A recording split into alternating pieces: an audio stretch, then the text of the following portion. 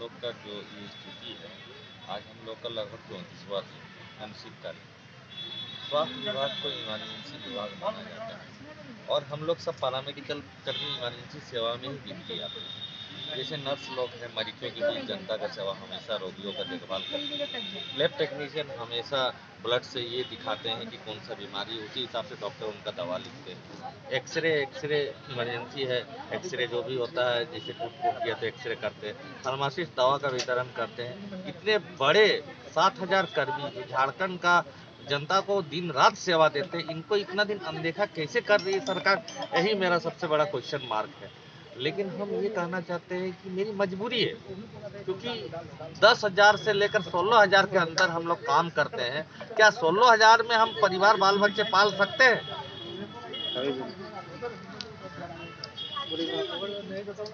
काम कर रहे हैं, क्या 10 से 15,000 में हम मैंने अपना परिवार बाल बच्चा भाड़े में घर में रह के काम कर सकते? उसके अलावा कुछ नहीं। ना घर का रेंट देता है सरकार।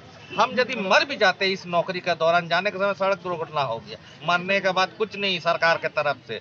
लेकिन अब ठीक है, ये पॉलिसी बनाए कुछ दिनों के लिए, जैसे पहले ठेका पड़ता था, बहुत सारा प्रथा हुआ करता था। उस समय आप 1 साल 2 साल के लिए एडॉक बेसिस भी एक हुआ करता था बहुत पुराने जमाने में, वो 3 साल के लिए होता था, लेकिन 3 साल के बाद स्वतः परमानेंट हो जाता है। लेकिन ये क्या, ये केंद्र और सरकार के बीच में, हम लोग का राज्य सरकार के बीच में एक ऐसा रुद्र रूप ले आए कि हमको कभी केंद्र सरकार बोल रहे हैं, कभी राज्य सरकार बोल रहे हैं। लेकिन ये मैं कहना चाहता हूं कि हम केंद्र सरकार का सेवा करते हैं, हम राज्य की जनता का सेवा करते हैं। हम राज्य की जनता का जब सेवा करते हैं तो झारखंड सरकार से ये मांग करते हैं कि अब हमारे साथ ये 16 साल नहीं हो पा रहा है। अब हम लोग एक बार आ गए हैं हड़ताल में, हमारी मांग जब तक नियमित नहीं होगी हम हड़ताल से आपस नहीं जाएंगे। स्वास्थ्य मंत्री से, माननीय महोदय से मेरा क्रमबद्ध प्रार्थना है कि यदि आप मंत्री, हृदय विदारक मंत्री है, दिल में यदि थोड़ा सा भी जगह है आपका, तो कृपा करके हमारी बात को सुने, अन्यथा ना ले, थोड़ा सा अन्यथा नहीं ले। ठीक है, मेरी अनुबंध की सेवा है, आप नौकरी टर्मिनेट कर सकते हैं, ये आप कर सकते हैं क्योंकि आप कप्तान है स्वास्थ्य विभाग का। लेकिन कप्तान होने के साथ ये दायित्व भी है कि इतने सारे 7,000 कर्मी का, अनुबंध कर्मी को इस तरह से अनदेखा नहीं कर सकते हैं, अनदेखा नहीं कर सकते, क्योंकि ये ऐसी सेवा में है जो मरीजों का देखभाल करता है, और जो मरीजों का देखभाल करता है इसी के लिए आपका स्वास्थ्य विभाग का कप्तान है आप। इसलिए आपको ये वार्ता करना पड़ेगा 20 से 24 तारीख के पास, और आप इसको अन्यथा ना ले, क्योंकि हमारी भी एक डर है कि हम जब हड़ताल से आपस जाएंगे तो हम 7,000 कर्मी को क्या बोलेंगे। मौखिक आश्वासन दिया, आप 2010 में भी मौखिक आश्वासन से तोड़े, 2015 में भी मौखिक आश्वासन से करे, आज पिछले 10 से 15 से कोरोना में भी मौखिक आश्वासन दिए। आप रात को 8:30 बजे तक हम मंत्री आवास में बैठे हुए थे, वहां से आप डायरेक्ट मुख्यमंत्री का संदेश लेके आए कि कोरोना है, आप काम कीजिए। हमने काम किया, जो बोला, मेरा कितने साथी कोरोना में स्वाह हो गए, क्या मिला सरकार से? जो भी किया उनके, आज ना बीवी को ना बाल बच्चे को देखने के लिए कोई सरकारी पदाधिकारी गए।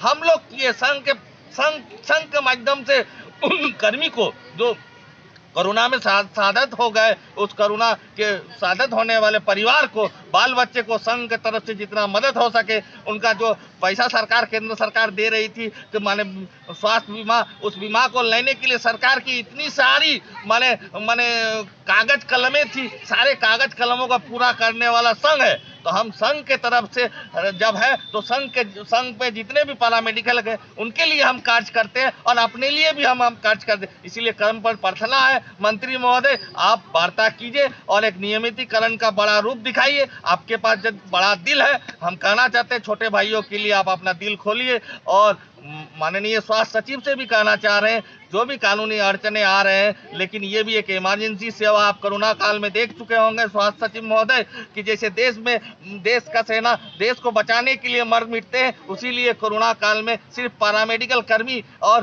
पुलिस कर्मी और जो भी कर्मी लगे हुए थे, वो सबसे इम्पोर्टेंट पार्ट था मेडिकल कर्मी के, जो हम मरीजों के घर जा करके उसका टेस्टिंग से लेकर, उनका देखभाल से लेकर उसको जान बचाने का काम ये स्वास्थ्य पैरामेडिकल कर्मी की है। इस इम्पोर्टेंट बात को आप समझिए। मेरा क्रमबद्ध प्रार्थना है कि इन लोगों के लिए आप पहल कीजिए और इनका मांग को पूरा करें। धन्यवाद सर। पूरा कोरोना में आप लोग वॉरियर रहे, पूरा दुख नहीं होता है?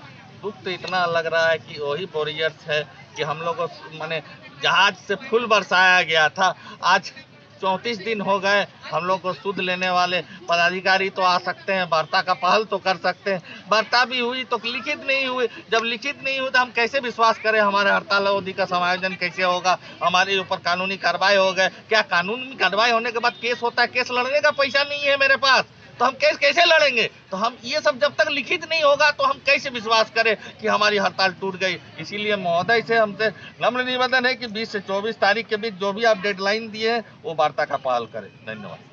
तो आप देख सकते हैं कि जो पारा चिकित्सा कर्मी है